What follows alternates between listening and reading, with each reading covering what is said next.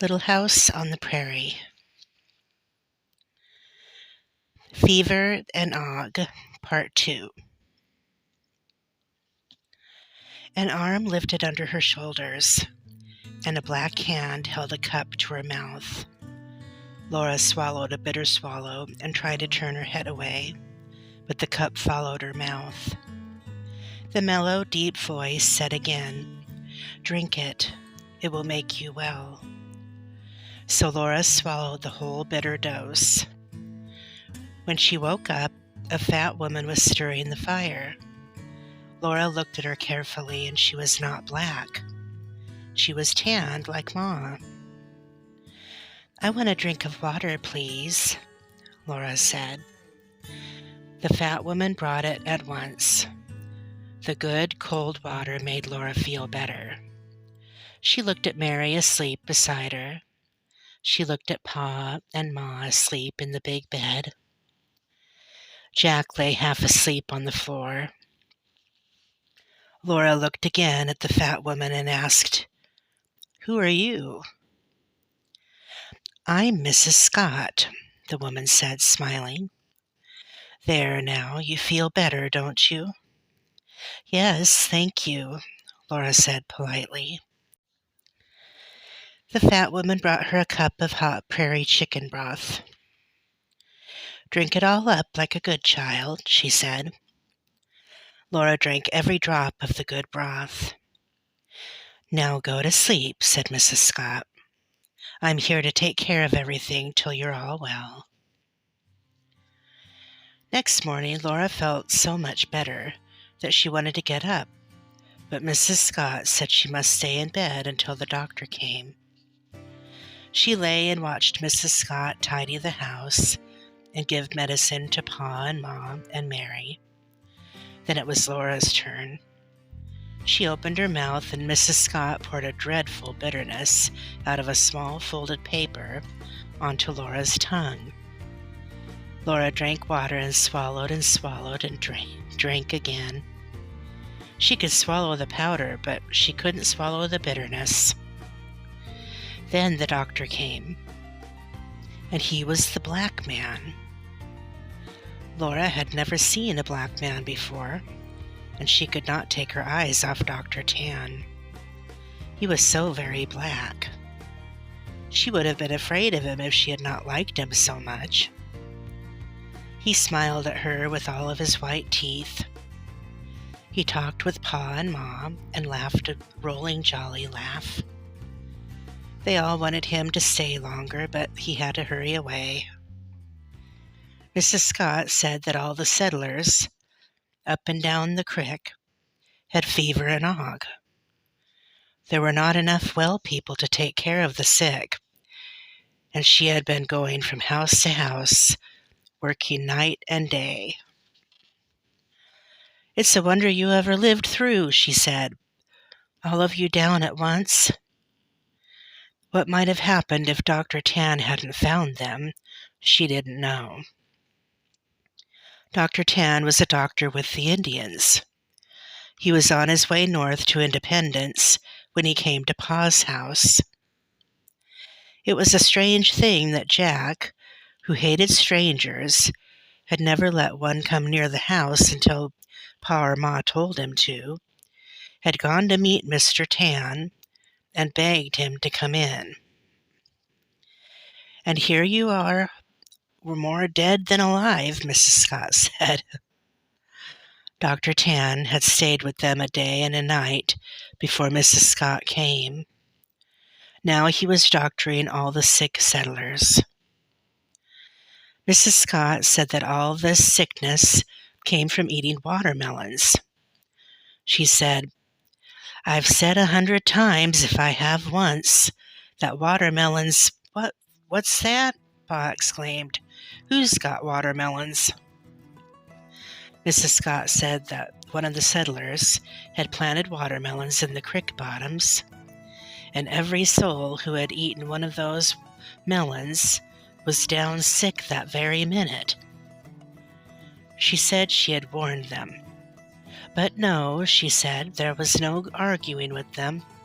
They would eat those melons, and now they're paying for it. I haven't tasted a good slice of watermelon since Hector was a pup, said Pa. Next day, he was out of bed. The next day, Laura was up. Then Ma got up, and then Mary. They were all thin and shaky, but they could take care of themselves. So Mrs. Scott went home. Ma said she didn't know how they could ever thank her. And Mrs. Scott said, "Psh, what are neighbors for but to help each other out?" Pa's cheeks were hollows, and he walked slowly. Ma often sat down to rest. Laura and Mary didn't feel like playing.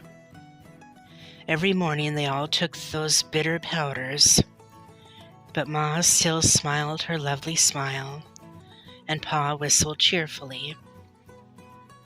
"It's an ill wind that doesn't blow some good," he said.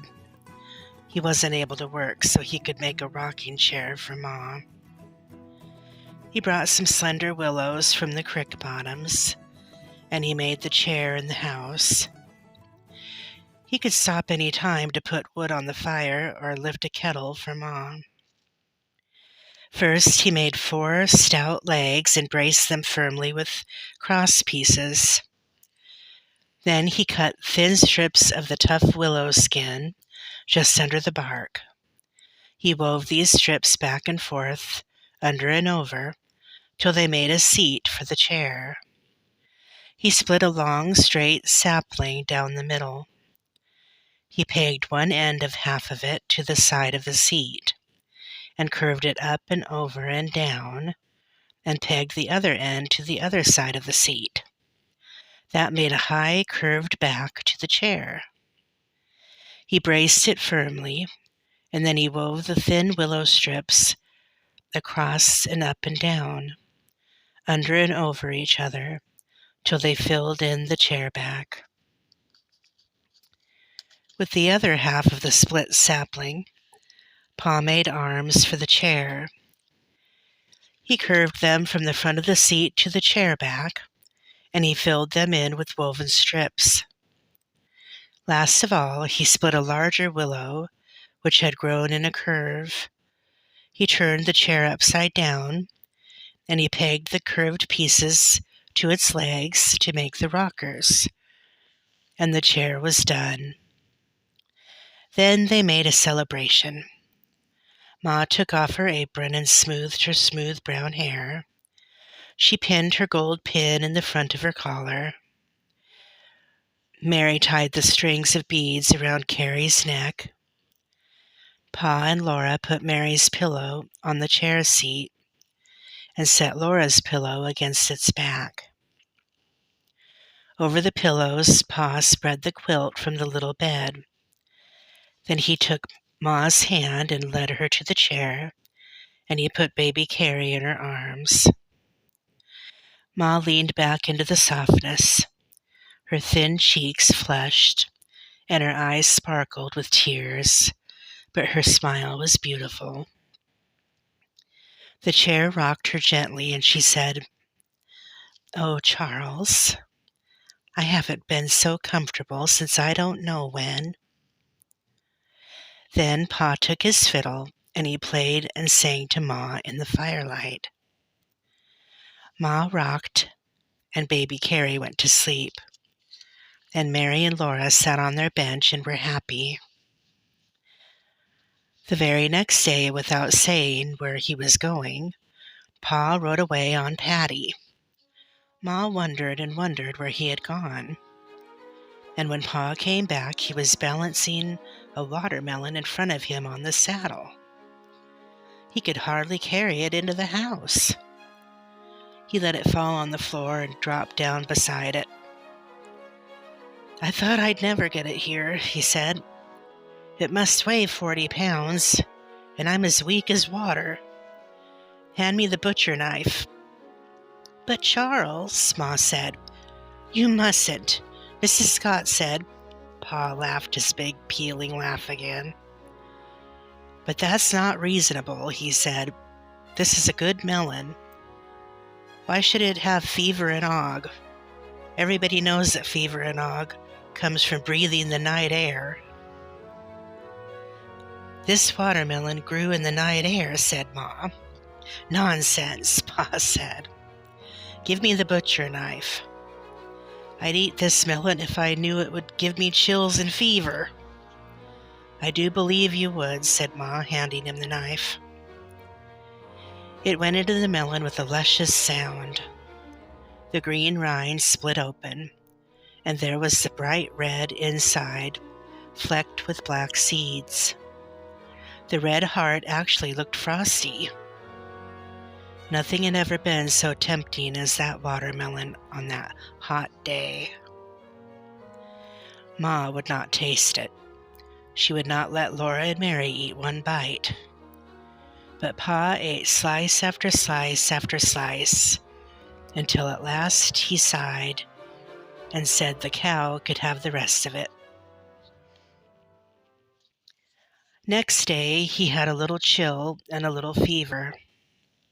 Ma blamed the watermelon. But next day she had a chill and a little fever.